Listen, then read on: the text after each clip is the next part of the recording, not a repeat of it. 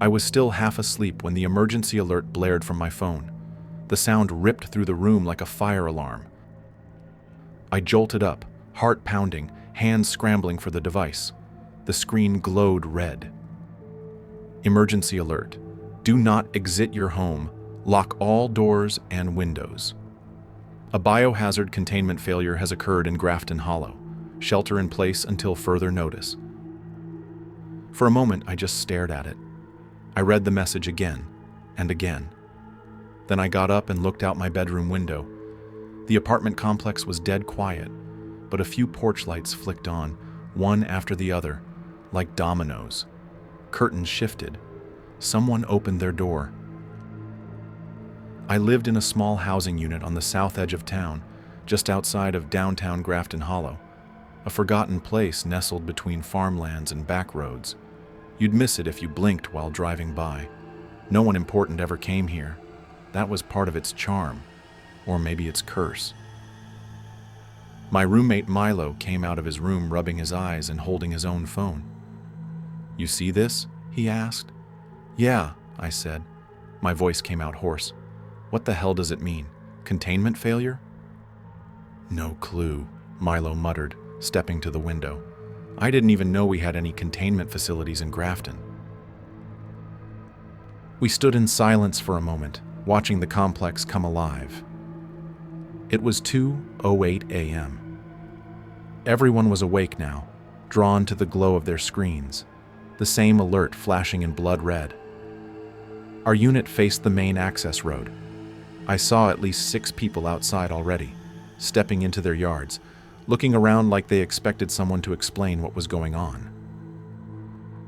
Across the walkway from us was Kara's unit. She worked nights at a medical office in town. Early 30s, always kept to herself. Lived with her younger brother, Noah, a 16-year-old who spent more time on his bike than in school. They were good people, survivors. I heard a door open across the hall, then saw Kara stepping out in her scrubs, pulling a hoodie over her arms. Her flashlight clicked on and cut across the lawn. Milo opened our door. "Where are you going?" "I want to check if anyone's heard anything official," she said. "I've been trying every number I can think of. Police, sheriff's office, even the local hospital. No answer. All I got was that alert." "You saw it too then," I said, stepping out behind Milo. Noah appeared behind her, barefoot on the porch, arms crossed tight over his chest. "We should stay inside. It literally says to stay inside." "I just need to talk to someone. Something's wrong," Kara said. Her voice wasn't panicked. It was determined. That calm, before the storm kind of tone. The air was still and heavy. No wind, no crickets. Just the hum of old porch bulbs and the crunch of gravel as neighbors wandered into the street. I counted maybe 10, 12 people, all holding phones, murmuring, frowning. Then something shifted. A faint sound echoed from the trees lining the far end of the complex, a wet, dragging noise, rhythmic, sluggish, like something heavy being pulled across pavement. Everyone turned toward it at once. Nobody spoke. Then came the scream. A man came stumbling out from the tree line, arms waving, blood running down his side. It was Mr. Henley, a retired school janitor who lived near the dumpsters. He made it halfway across the road before collapsing onto the concrete. Blood smeared the sidewalk as he rolled over, clutching at his stomach. A woman ran to help. She was screaming something about a wound, about skin coming off. And then she staggered back, retching. That's when the second alert hit. Emergency alert update. Remain indoors. Armed units en route. Do not approach infected individuals. Symptoms include hemorrhaging, unprovoked aggression, and severe body deterioration. "Infected?" Milo said, barely above a whisper. Before anyone could process it, something stepped out of the woods. It wasn't fast. It didn't leap or run. It walked, limping awkwardly like its bones didn't line up right. Its skin was a pale, glistening gray, stretched over joints like plastic wrap. Its face looked warped, jaw too wide, One eye too high, no expression, no reaction. And then came another, and another. 3 of them, moving slowly but deliberately, arms loose at their sides, heads tilting at sharp angles. They didn't seem to notice the lights or the alert tones or the screaming. But when someone ran, they noticed that. I'll never forget the way they moved once they locked in. Their sluggish crawl turned into a sudden, jerky sprint. The first man they caught didn't even make it up the porch stairs. He hit the ground hard and didn't get up again. The second was torn backward by his shoulder and vanished behind a parked car. "Get inside!" someone shouted, and the group scattered. Kara grabbed Noah's wrist and yanked him back toward their door. Milo and I rushed back into ours, slamming the lock shut just as someone pounded on it from outside. For a moment, I thought it was one of them. But when I looked through the peephole, I saw it was Kara and Noah. I pulled them in without thinking. "What the hell were those things?" Milo asked, breathless. Kara was white as paper. They didn't look real, like their faces were wrong, and they didn't make a sound. They just moved. Fast. "I saw them pull Jeff under his truck," Noah whispered, staring blankly at the floor. No one said anything after that. We turned off the lights, closed all the blinds. The only light was the glow from our phones. But there were no more alerts, no signals. Just the memory of that red warning burned into our eyes. We stayed huddled in the center of the room, listening to every creak and thump from outside. Somewhere down the hall, someone screamed. Then something slammed into a wall. Around 3 a.m., something knocked gently on our living room window. 3 soft taps, deliberate, measured. None of us moved, not a breath. We just stared at the curtains and prayed it would go away. When morning finally came, there were no birds, no cars, no sounds of life, only silence. And that was somehow worse. The silence the next morning felt unnatural. It wasn't just quiet. It was void, like sound had packed up and left with the rest of the world. I opened the blinds just a little, peeking through with one eye, careful not to draw attention. Our complex looked like it had aged a decade overnight. The air outside was still gray, like the sun didn't have the strength to fully rise. 2 of the porch lights that had been on the night before were shattered, glass scattered across the front walk. The road was empty, except for a streak of blood drying under Mr. Henley's mailbox. His body was gone. I closed the blinds and stepped back. Milo sat on the edge of the couch, chewing a torn nail. Kara leaned in the corner of the kitchen, arms folded, eyes red. Noah was still curled up in our recliner, eyes wide open, as if he hadn't blinked once. "What do we do now?" Milo finally asked. No one answered. We spent that entire morning listening. Occasionally, we'd hear a distant crash, metal on concrete, or a muffled scream far off. But nothing came to our door. By noon, hunger was kicking in. I checked the fridge. We had a few bottles of water, some dry cereal, and leftover spaghetti. Not enough for 4 people. "I'll go next door," Kara said. "See what my place has." "You shouldn't go alone," I told her. She nodded. "Then come with me, but keep your head down." We agreed to use the back entrance, which led into a narrow corridor behind the units. Milo and Noah would stay inside and lock the door behind us. If we weren't back in 5 minutes, they were to barricade the place. We moved quick and quiet. The hallway was tight, the air smelled damp. I kept looking over my shoulder like something might slide in behind us. But we reached her door without incident. Kara's hands were steady as she unlocked it. Inside, everything looked untouched.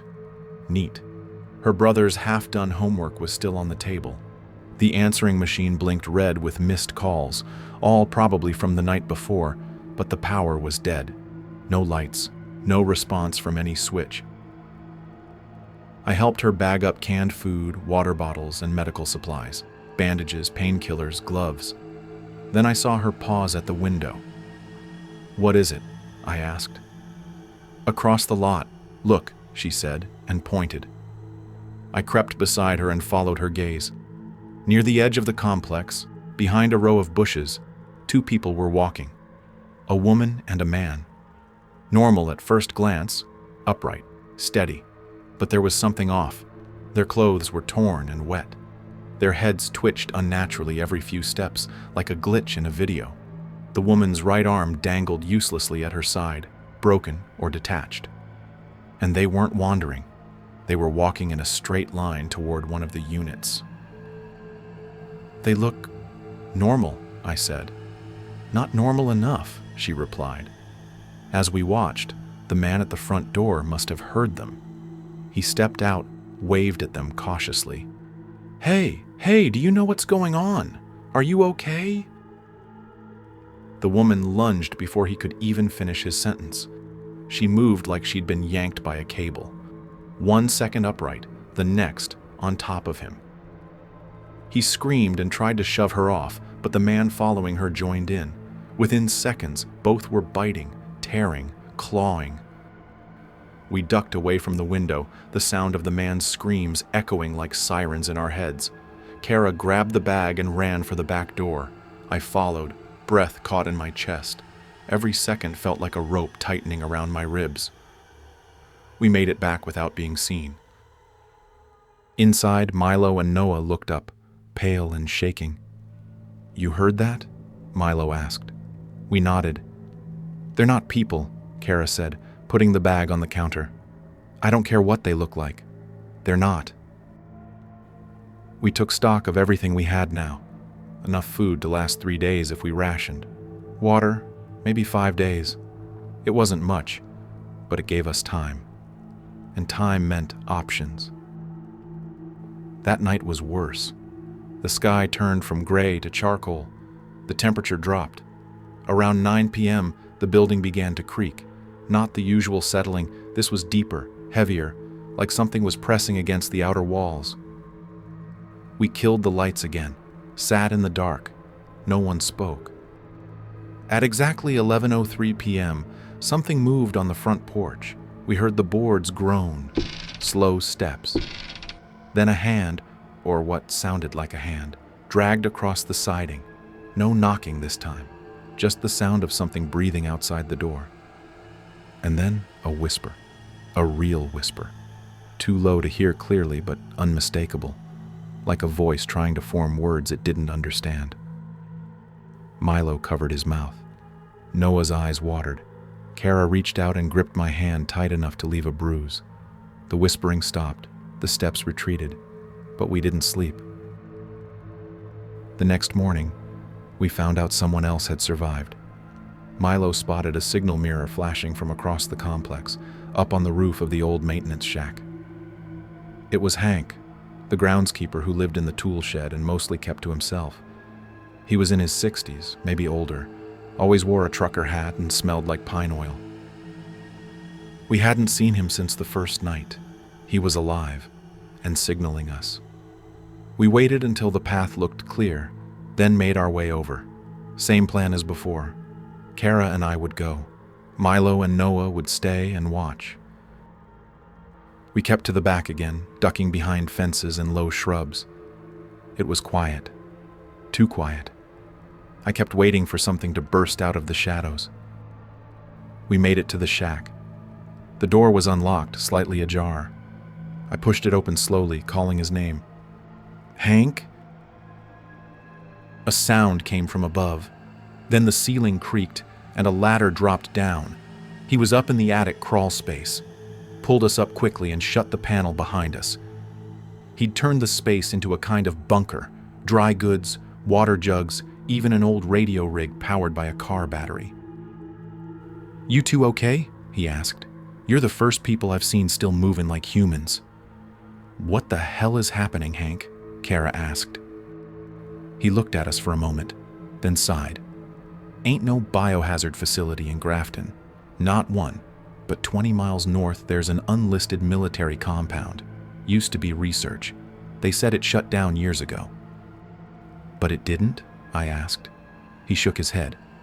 Last year, I caught one of their trucks dumping barrels in the river near the edge of town. Saw the logo, a red triangle with a black circle inside. You ever seen that before? Kara froze. That's the same symbol on the alerts. I think something leaked into the water, Hank said.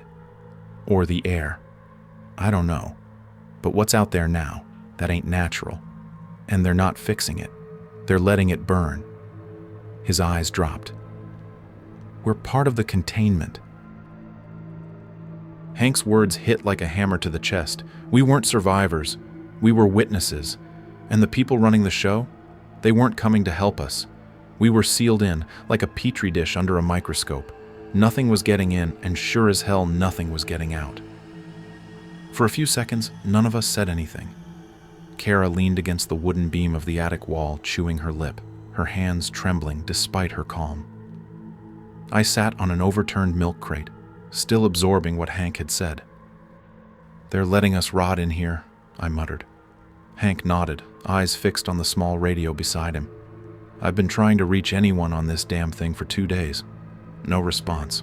All the frequencies are dead. The only signal that comes through is the emergency loop. Just the same message on repeat. Shelter in place. Await instructions. That's it. No new information. No evacuation orders. No rescue. Kara stared at the far wall, her voice low and cold. Then we're on our own.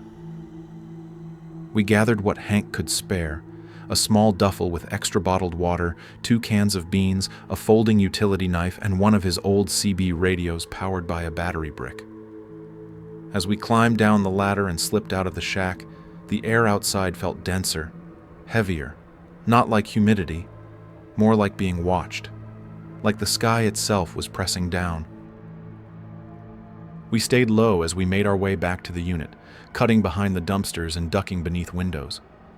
I kept expecting something to lurch out from the shadows. Every second outside felt like a game of Russian roulette, quiet, calm, and one misstep from disaster. When we got back, Milo had the door open and pulled us in fast, locking it behind us. What did he say? He asked. Kara answered for both of us. We've been abandoned. We sat together at the kitchen table, the 4 of us, while Kara explained what Hank told us. The facility, the dumping, the radio silence. Milo swore under his breath and rubbed his face with both hands. Noah just stared down at the wood grain of the table, like he was trying to disappear into it. We can't stay here forever, Milo said after a long pause. We have maybe 4 days of food, tops. After that, what? We'll figure it out, Kara said, but the cracks in her voice betrayed her confidence. We decided to keep rotating watch shifts through the night, just in case anything returned. I took the first shift, Kara second. Milo and Noah would rest, swap in later. I sat by the front window, the blinds tilted just enough to see out, but not enough for anything to see in. The night dragged like a dying animal. The moon was high, but the sky was wrong, tinted a strange yellow-gray that didn't match the time. My ears strained for any sound, but there was nothing, not even the breeze. Then, just before 2 a.m., I heard footsteps. Not loud, not rushing, just a soft shuffle of soles against concrete. I peered out and spotted a man walking slowly down the sidewalk, arms loose at his sides, head tilted too far left. He passed under a porch light, and I saw his face clearly. It was Robbie, a cashier from the gas station down the road. He used to flirt with Kara every time she bought snacks there. He was only a year or 2 younger than me. But now, his face was different. His skin looked tight, cracked around the eyes and mouth like sun-baked clay. One eye was milky white, and his lips were slightly open, revealing teeth that looked too long. His left arm was twisted inward, dragging behind him like it had been yanked from the socket. But what chilled me most wasn't the damage. It was that he was humming. I couldn't place the tune.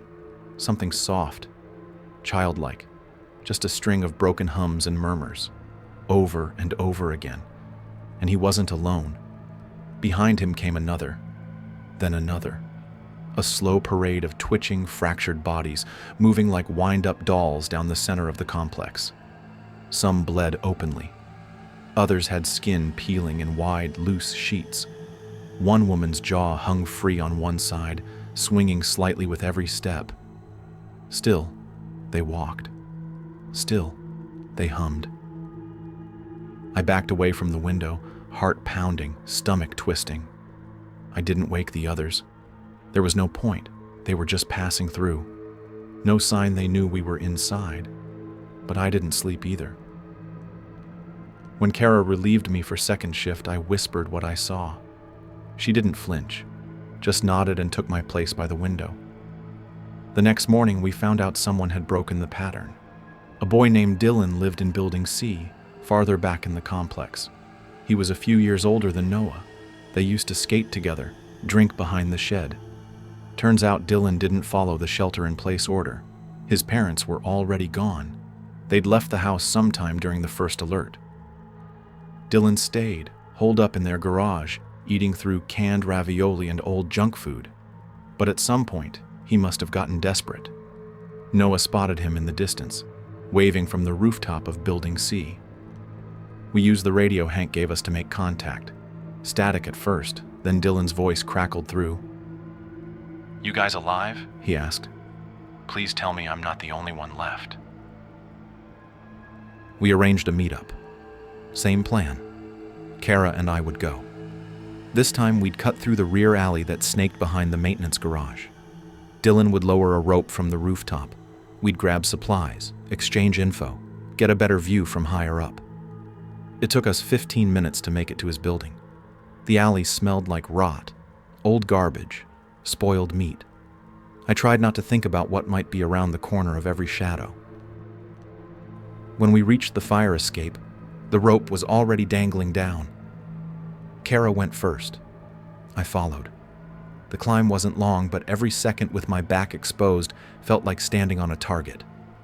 Dylan helped us over the edge. He looked thin, thinner than I remembered. Pale, wiry, with sunken eyes and a fresh scab running across his neck. He smiled anyway. "Didn't think I'd see another human face," he said. We brought some snacks and water from Hank's stash. Dylan traded us 2 road flares and a small drone with a camera, said he'd been using it to scout the area from above. "It's worse than you think," he told us. "There's more of them every day. Not just here. They're spilling out of town. I flew the drone all the way to the county line yesterday. People are wandering highways, covered in blood, moving toward the nearest towns, and no one's stopping them." Kara's expression went blank. How is that possible? No roadblocks, no military, nothing. It's like they gave up before they even tried. I looked out from the roof, scanning the horizon. The town looked smaller from up here, broken, empty. But then I saw something move, far across the distance, at the edge of the woods. 3 black vehicles, unmarked, boxy, parked just behind the tree line. I pointed them out. Dylan picked up the drone controller. "Watch this." He launched the drone, soaring it out toward the cars. The screen showed the forest canopy below, then the clearing with the vehicles. The drone hovered above them, but there was no reaction, no movement. Then, on the screen, the cars began to back up, fast. The drone signal scrambled, then cut to black, and the screen displayed one final line of text before shutting off. "Connection terminated, area secured." The 3 of us stood there on the roof, staring at the words on the dead drone screen. "Connection terminated, area secured." No warning, no interference, just clean, calculated shutdown. Someone, somewhere, didn't want us seeing what those vehicles were doing. And that meant one thing. They knew. Kara slowly lowered the drone to the ground and stepped back like it might explode. "They're watching everything," she said, voice low, nearly shaking. "They've probably been watching since day 1. "Why wouldn't they stop it?" Dylan asked, his voice breaking. "If they have eyes on the town, if they see what's happening, why not stop it?" I answered without thinking. Because they want it contained, not cured. The words hung heavy in the air. Kara sat down on the edge of the rooftop, staring out over the housing complex. Dylan looked ready to cry. I understood. It felt like everything we were holding out hope for. The idea of rescue, the belief that someone was coming, had been gutted in one clean blow. Then we don't wait anymore, Kara said finally. We don't wait for help. We don't sit in a unit until we starve or get torn apart. We leave. And go where? Dylan asked. You said they're spreading. You saw it. They're beyond town lines. If we leave, we might just be walking into more of them. Not if we do it smart, she said. We find a working vehicle. Load up with what we can. We aim for the foothills. No highways, no main roads. Off-grid.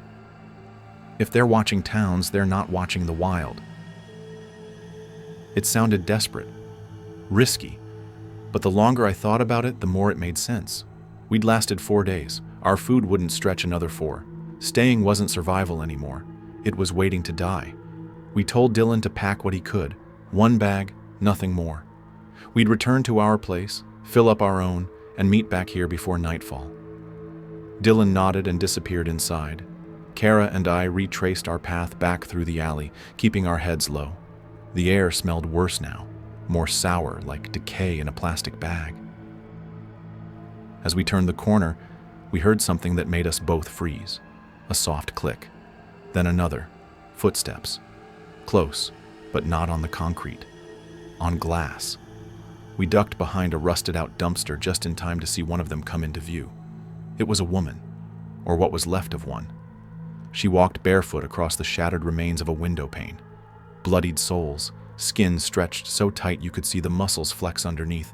Her eyes were gone, sunken holes stared ahead, but she moved like she knew exactly where she was going. Her mouth hung open, jaw twitching with every step. She didn't groan, didn't growl. She just existed. What was worse was the trail she left behind. With every step, her body sloughed skin, peeling strips that fell like tissue.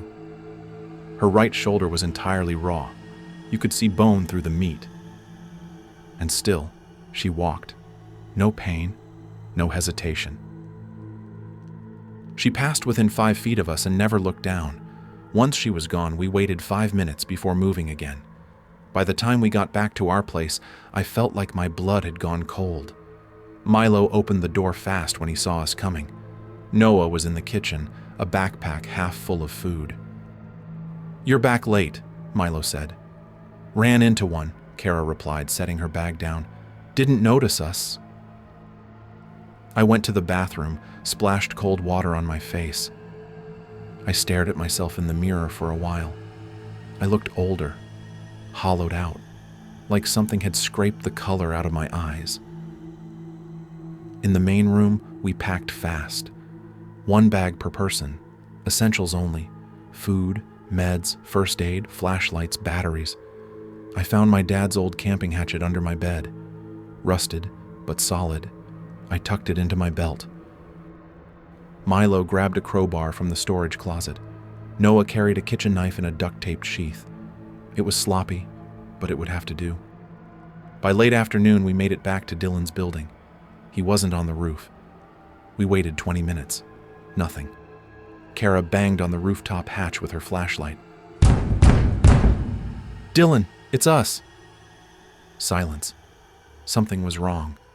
Milo stepped back and looked at me. "We going in?" "We can't leave without knowing," I said. We opened the hatch and dropped down one at a time. His apartment door was unlocked, slightly ajar. We moved in slowly. The place looked normal at first. His duffel sat on the kitchen counter, half zipped. The lights were out, but the curtains let in enough gray daylight to see.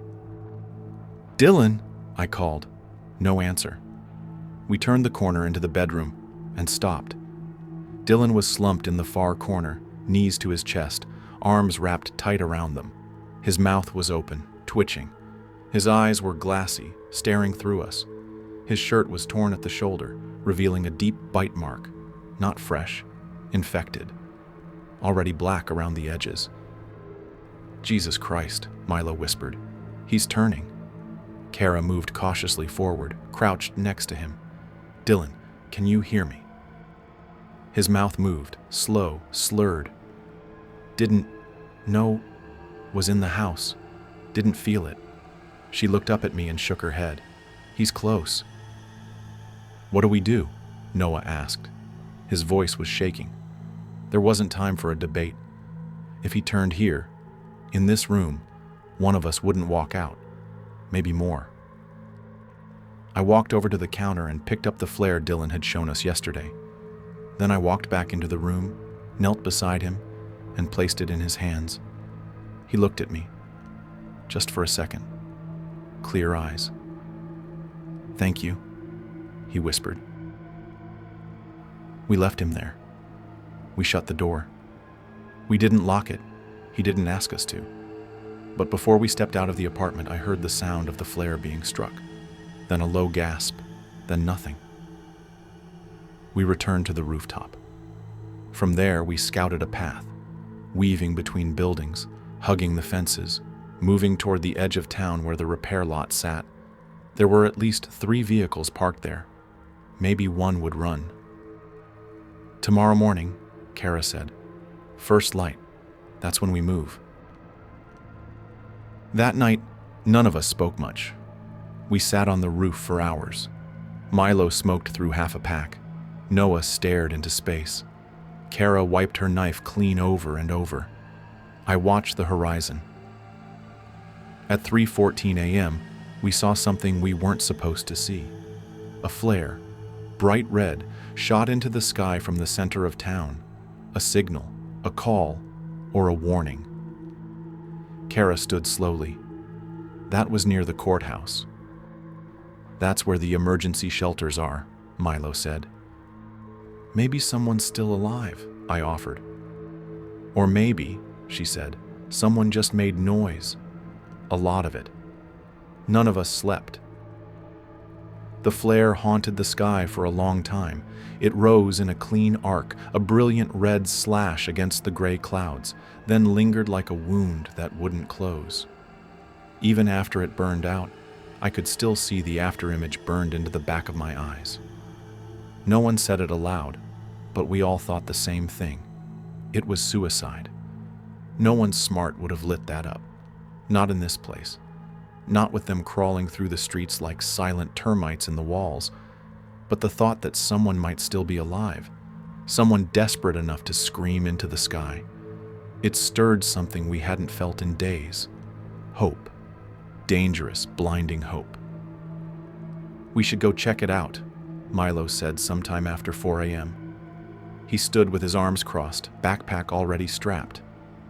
If someone's alive, we can't just sit here and let them die. You didn't see what happened to Dylan, Kara said. I did. That's why we need to move fast, he replied. We're leaving at sunrise anyway. What's the difference if we swing through the courthouse on the way out? We're going to get one shot at this, I said. One. If we get pinned in that town square, we're done. Noah spoke up for the first time in hours. What if they're military? Everyone turned to him. What if whoever lit the flare, it's one of them? What if they're signaling evac or something? Kara glanced back toward the horizon. That flare wasn't military issue. It was cheap, handheld, and red means distress, not pickup. But still, I added, if they're alive, they might know something we don't, something useful.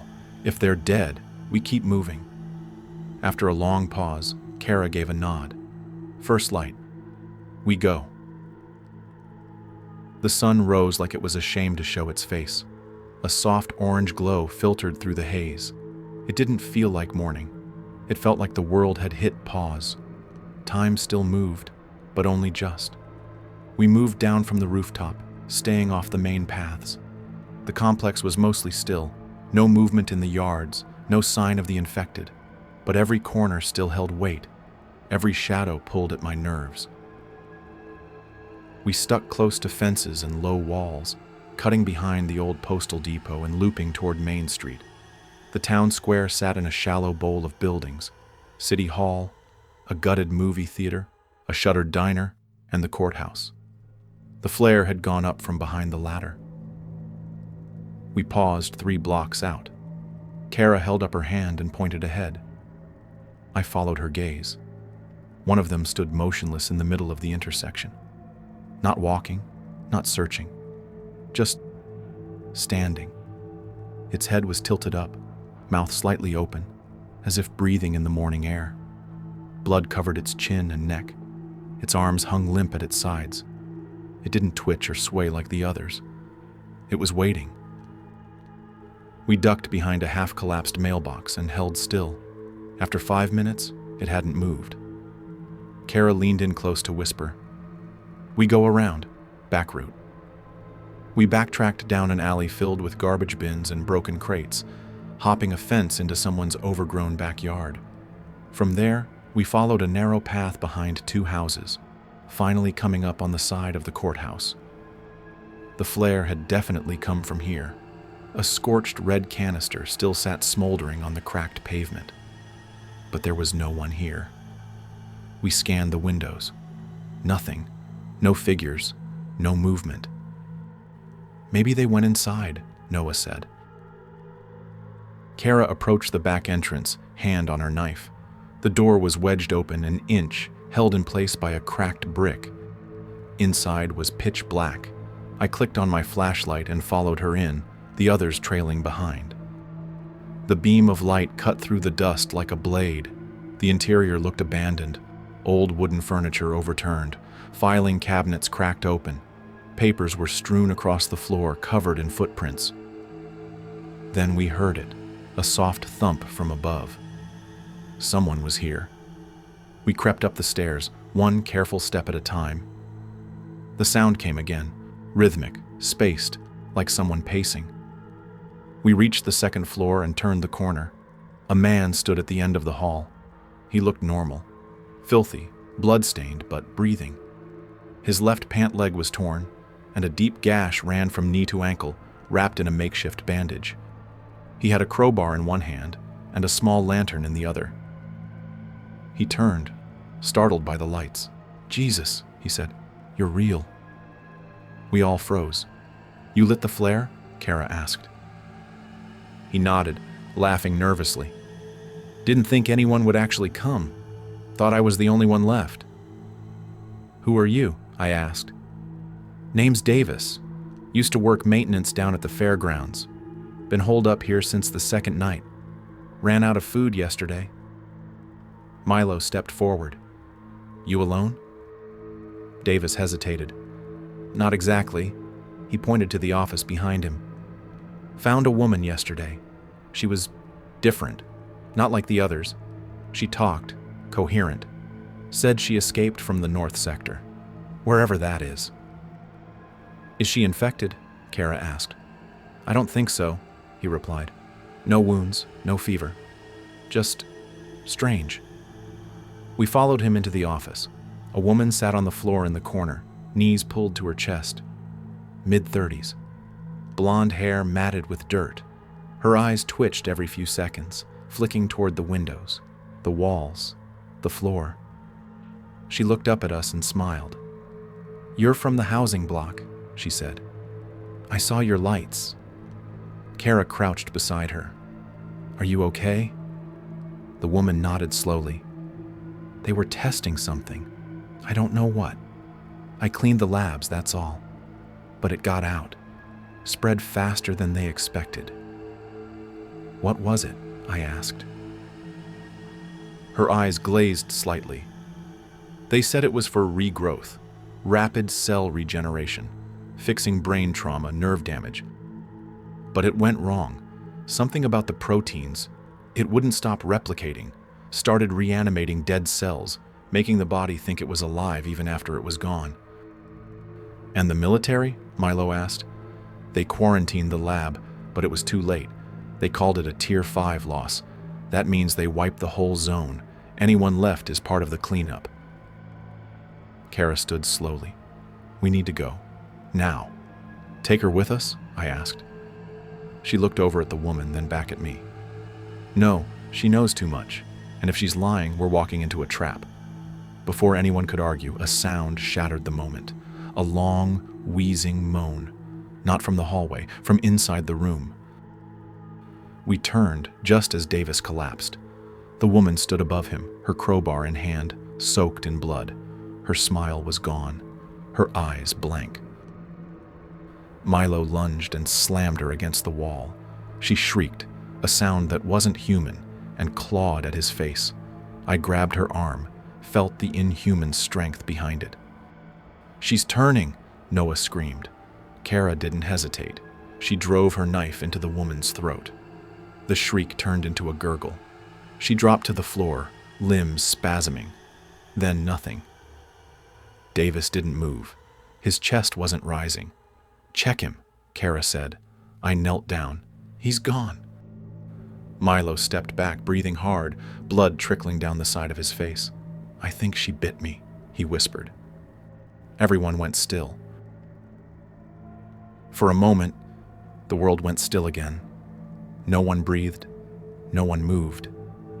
We just stared at Milo. He leaned against the desk, gripping it tightly with both hands, trying to steady himself. A faint smear of blood ran down his temple. Kara stepped forward and pulled a small flashlight from her pocket, shining it toward the side of his face. There, just above his cheekbone, were 4 thin puncture marks. Shallow, but unmistakable. "Damn it," she whispered. Milo didn't say anything. His eyes were fixed on the floor. I saw the way his chest rose, faster than before, his breathing beginning to tremble. Panic was crawling in. "How long?" he asked, still staring down. "We don't know," I said. "Could be hours. Could be minutes. Some of them took longer." "I'm not taking that risk," Milo replied, lifting his head. "You all need to go." "Milo," I started. "No," he cut me off. "I'm not dying in a hallway or turning on people I care about. We have a plan, right? The vehicle lot, the foothills, you all go. I'll give you the window." His hand slipped to the crowbar on his belt. "No one's staying behind," Kara said sharply. "Not like this. You can still make it." "I won't risk it. Not after Dylan. Not after what we saw." Noah took a step toward him. "There has to be something we can do." Milo turned toward the boy, and I saw something shift in his face. A softness. A goodbye. "You take care of your sister, Noah," he said. "You've got more heart than half the adults in this town. Don't lose that." Noah looked like he wanted to argue, to scream even. But instead he nodded, eyes burning. I stepped forward. "If you're set on this, you're not doing it alone." "No," Milo said quickly. "No one's dying with me." "I'm not dying," I told him. "But I'm not letting you go out there with just a crowbar and a last stand. You're gonna make noise. Draw them out. That's a 2-person job." Kara stared at both of us. "You're out of your minds." "We'll circle back to the lot once we've cleared the way," I said. "We'll give you the safest shot we can." Kara looked at me, and I saw it. The silent acceptance. She didn't like it, but she understood. She hugged me without a word. Then she pulled a small walkie from her pack and pressed it into my hand. "Channel 3, she said. "You get to the lot, you call me." I nodded. Then we were moving. Kara and Noah slipped out first, back through the side door and down into the alley, disappearing into the stillness beyond. Milo and I waited 2 minutes. Then we opened the main doors of the courthouse. The street was empty, bathed in that ugly gray daylight. It felt like standing on a stage before an audience of ghosts. Milo and I moved into the intersection and made our way toward the middle of the square. He grabbed a steel trash bin and kicked it over with a loud crash. Then he screamed, a raw, guttural howl of fury and grief, a sound that shook the windows. Within 30 seconds, we heard them. Dozens of footsteps, scraping, shuffling, fast. They came from every direction, from alleys, from rooftops, from the sewer grates. They poured in, limping, jerking, some on all fours, their bodies twisted in every wrong way imaginable. eyes glistening, mouths open, black fluid dripping from their lips. They shrieked when they saw us. Milo raised the crowbar. "You ready for this?" he asked, looking at me with a broken grin. "Not even a little," I said. We didn't wait for the charge. We met them halfway. The next 15 minutes were a blur of movement and noise. We struck, dodged, ran, pulled them down side streets. I led a cluster through the old hardware store, doubling back while Milo drew more toward the alley beside the bank. We lit a flare and tossed it into a shattered storefront. Glass exploded. The noise brought more.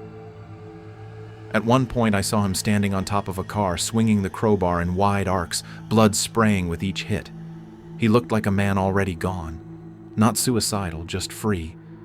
Like this was his way of burning out on his own terms. Then a scream. I turned in time to see him drop the crowbar. They were on him, 5 at once. He looked at me and didn't speak. He just nodded. I kept running. By the time I reached the vehicle lot on the edge of town, I was out of breath and out of strength. My body ached. My hands shook. The chain-link gate was already open. Kara stood next to a dark green pickup truck, the engine running. Noah sat in the bed, clutching the last bag of supplies. When she saw me, she rushed forward and grabbed my arm, helping me in. "Where's Milo?" she asked, already knowing the answer. "Gone," I said. "He bought us time." She didn't cry. She just nodded and put the truck in gear. We drove in silence, weaving off the main road, cutting through side trails and muddy forest paths. The signal on the walkie stayed quiet. I tried to raise anyone. Nothing. Not even static. The further we got from Grafton Hollow, the lighter the air felt. Birds returned to the trees. Insects hummed in the grass. The sky shifted. Less yellow, more blue, like the poison hadn't spread this far yet. We drove for hours. Eventually, we found a barn just off a dirt road surrounded by empty fields and tall trees. It looked abandoned, safe. We parked the truck inside and sealed the doors. That night, we sat in the hayloft with candles and silence. Kara stitched the cuts on my arms. Noah boiled water over a camp stove. I stared out through a crack in the boards at the stars overhead. It should have felt like freedom. It didn't. It felt like aftermath. That was 6 months ago. We haven't gone near a town since. We don't trust signals, don't follow roads. We grow what we can, hunt when we must.